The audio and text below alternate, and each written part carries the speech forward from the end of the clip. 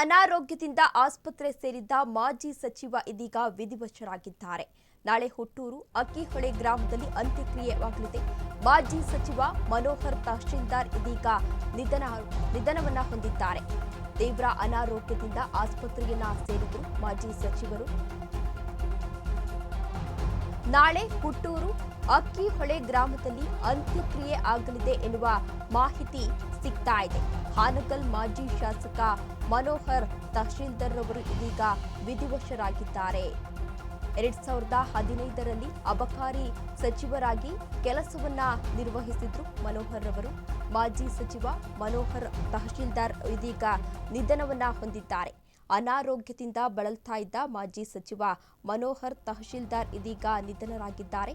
ಹಾನಗಲ್ ಕ್ಷೇತ್ರದ ಮಾಜಿ ಶಾಸಕರಾಗಿ ಕೆಲಸವನ್ನ ನಿರ್ವಹಿಸ್ತಾ ಇದ್ರು.